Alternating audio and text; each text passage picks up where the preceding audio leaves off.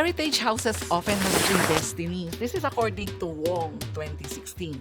It could be either demolished, it could either be preserved, or the best solution nga for me is adaptive reuse.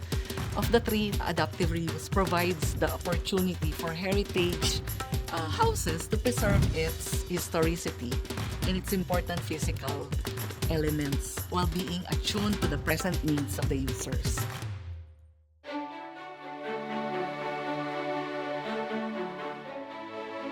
After finishing interior design, I was invited to teach in the interior design department of the then College of Architecture and Fine Arts in 1998.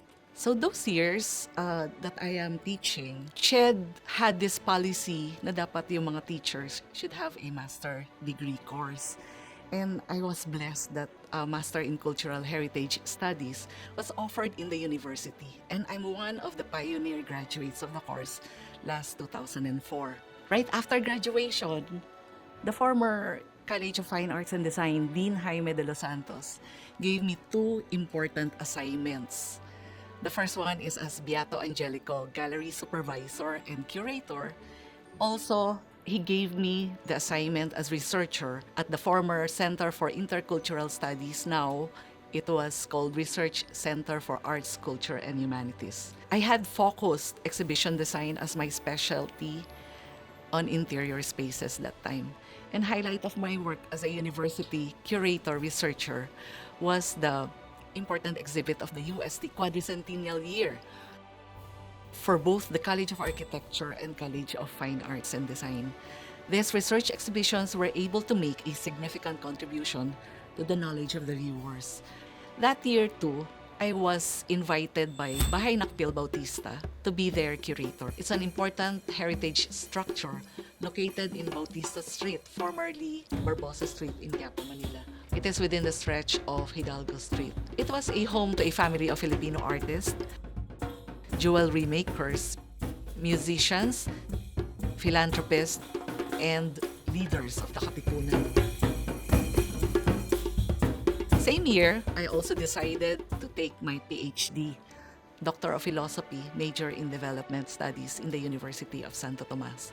So my dissertation's title is Curating Sustainable Adaptive Reuse of Bahay Nakpil-Bautista, Developing Indices for Historic Spaces. Up to now, I've been actually working for Bahay Nakpil-Bautista, and I'm celebrating my 12th year there already as volunteer curator. After my class, I go to Quiapo to check on Bahay Nakpil-Bautista.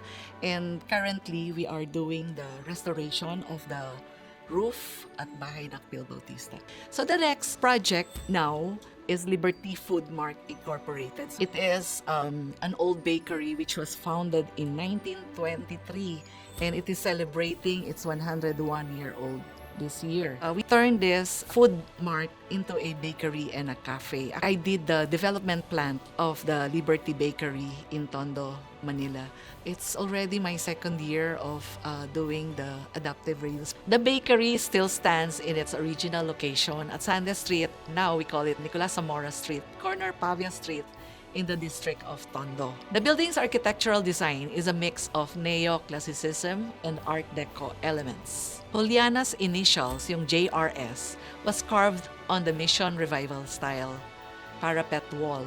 The facade is adorned with personal motifs or precast motifs with a bakery theme, including a chef of wheat and coiled bread, which is ensaymada as we call it, and complemented by floral and acanthus designs. So the concept of adaptive reuse as being clarified by the National Historical Commission of the Philippines entails continued uses of the structure and converting it to the best or the renewed use of the contemporary times. So for the reason, adaptive reuse is mostly to protect. We must always remember that the old and the new can coexist and even fuel each other's growth. They create balance, so to speak. It is always possible to integrate contemporary design elements sensitively while maintaining the site's historic character. Look at how the metropolitan Manila stands ever so proudly in the modern day Manila. I remember this particular project with a group where we uncovered a design of machuca tile from the 50s, which we recreated and will be integrating into the overall look of the adaptive reuse project. You see how it is possible to use modern materials and technologies that complement rather than overpower the original features. We should always remember that heritage is fundamental to understanding our own identity, both as individuals and as a community. This is strengthened through living experience and connection to the past. That is why we need to be patient with the undertaking that we have. And we should always look forward to the next generation to share the heritage that we have.